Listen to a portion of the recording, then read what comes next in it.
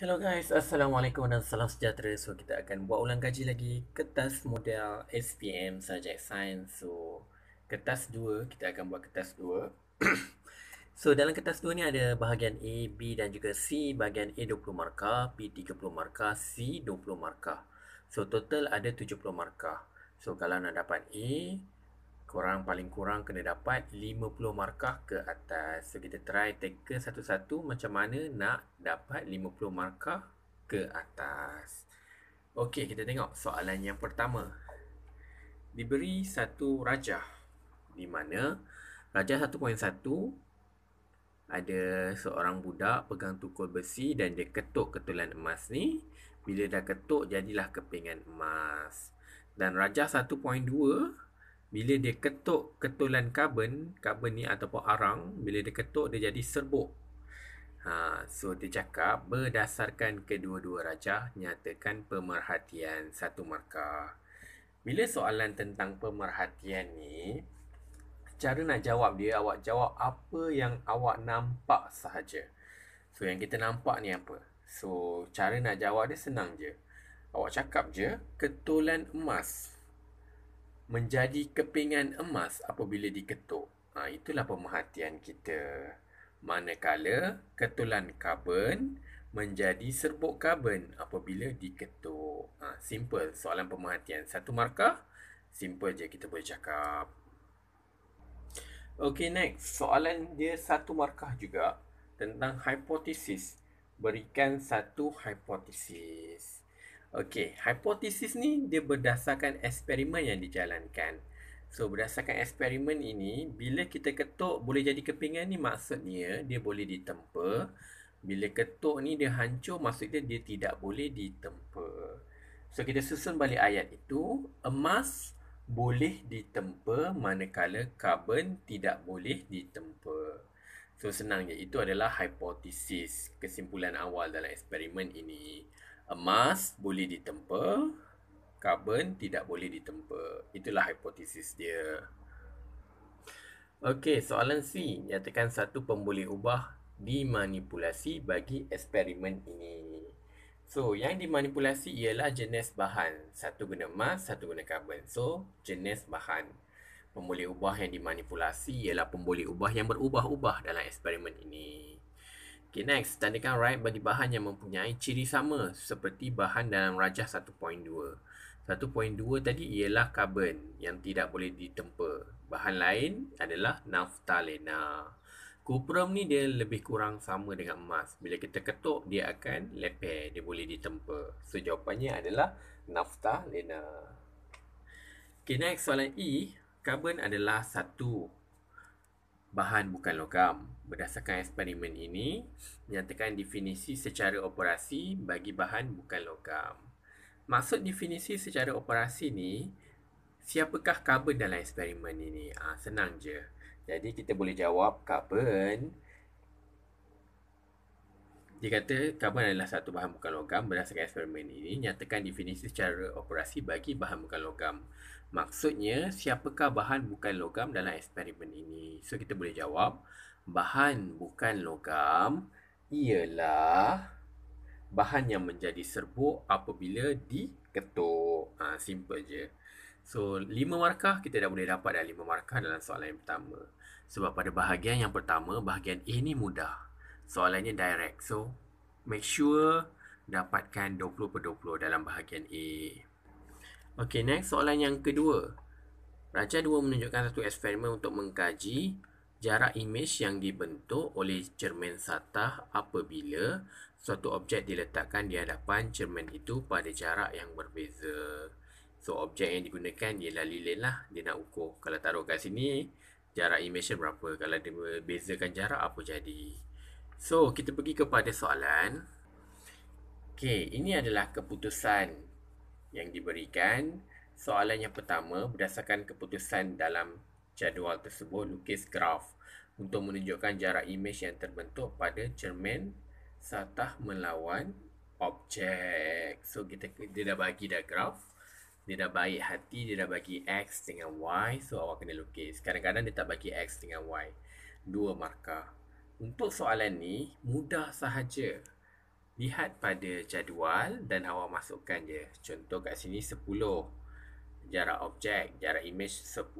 So kat sini jarak objek ni belum isi kan, awak isilah 0, 10, 20, 30, 40, 50. Boleh buat. So bila 10, 10 awak boleh tandakan. So graf dia akan menaik lah. So kena buat dia punya graf. So kita skip dulu, senang je tu.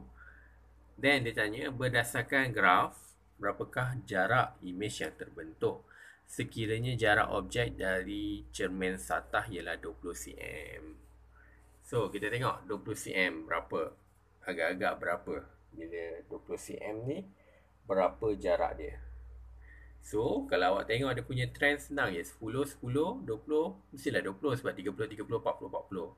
Dia mestilah sama jarak dia. So jawapannya 20 cm. Okey, habis dekat soalan B, kita pergi kepada soalan C.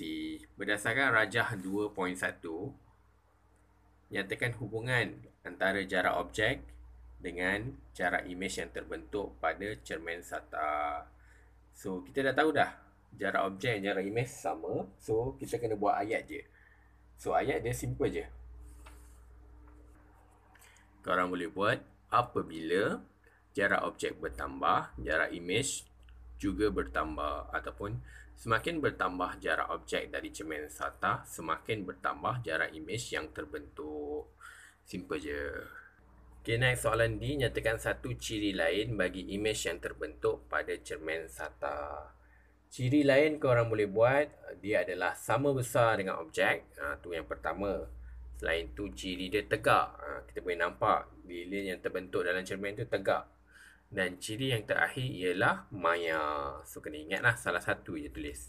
Boleh tulis tegak, maya, ataupun saiz sama besar dengan objek. Okay, soalan yang ketiga, seorang murid menjalankan eksperimen untuk mengkaji kesan nitrogen ke atas pertumbuhan pokok sawi hijau. Murid itu menanam anak sawi hijau ke dalam dua medium yang berbeza kandungan komposisi bacanya. Kalau kita tengok dekat sini, pokok sawi hijau rajah 3.1 ni hidup subur, besar. Pokok sawi hijau Y, hidup dia terbantuk sikit. Ini dalam bab nutrisi, tingkatan 5, bab yang kedua. So, dia kata berdasarkan eksperimen, nyatakan satu pemerhatian. Okey, soalan simple berulang-ulang. Bila tanya pasal pemerhatian antara pokok sawi hijau X dengan Y, apa yang awak nampak je dekat gambar rajah ini. So, yang kita nampak kat sini, pokok sawi hijau X lebih tinggi, nampak? Berbanding pokok sawi hijau Y. Dapat satu markah. Simple je. Okay, next. Nyatakan inference berdasarkan pemerhatian anda. Maksud inference ni berikan sebab. Kenapa dalam pemerhatian kita nampak pokok sawi hijau X ni tinggi daripada Y? So, sebab dia kenapa? Itulah inference. So, sebabnya adalah kerana pokok sawi hijau X mendapat nutrisi yang cukup dan tumbuh dengan subur berbanding pokok sawi hijau Y. Yang perbezaan dia ialah pokok sawi hijau X mendapat nutrisi yang cukup dan tumbuh dengan subur berbanding pokok sawi hijau Y. Itulah sebab dia. Sebab nutrien dalam sini ada banyak berbanding Y. Okey, tentukan jenis baja yang digunakan bagi pokok sawi hijau X.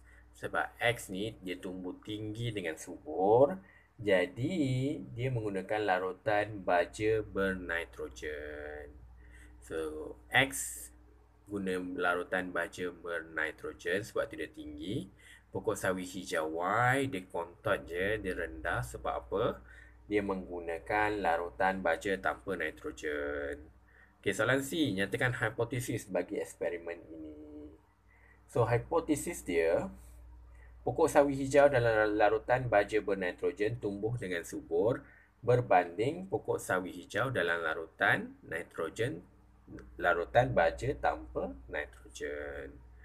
So, saya ulang balik. Untuk hipotesis dia, pokok sawi hijau X tumbuh dengan subur dalam larutan baja bernitrogen manakala ataupun berbanding pokok sawi hijau Y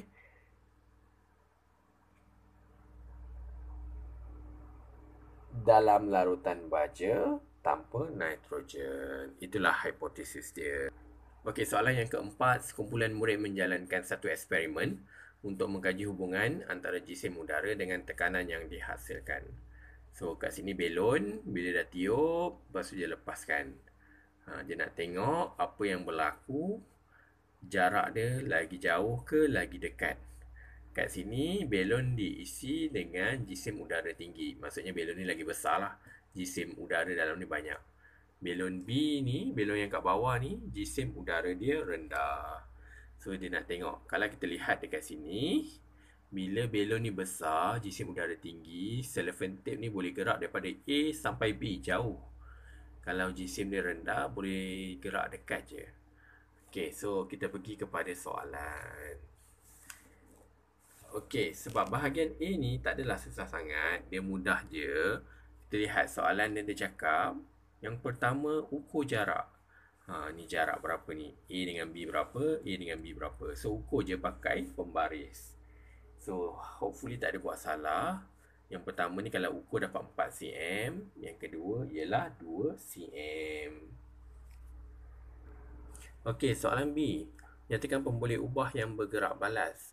Maksud pemboleh ubah yang bergerak balas, apakah pemerhatian kita? Apakah yang kita nak tengok dalam eksperimen ini? So, yang kita nak tengok dalam eksperimen ini ialah jarak yang dilalui oleh belon. Itulah apa yang kita nak lihat. So, jawapannya jarak yang dilalui oleh belon.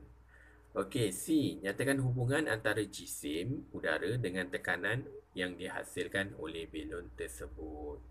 Bila cakap pasal hubungan ni, kita boleh tulis, jika jisim udara bertambah, maka tekanan yang dihasilkan bertambah. Boleh guna macam itu. Ataupun gunakan, semakin bertambah jisim udara, semakin bertambah tekanan yang dihasilkan.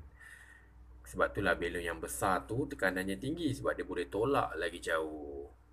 Okey, soalan D, ramalkan jarak yang dilalui oleh belon dalam rajah 4.1 jika murid tersebut melekatkan dua belon dengan jisim udara yang sama.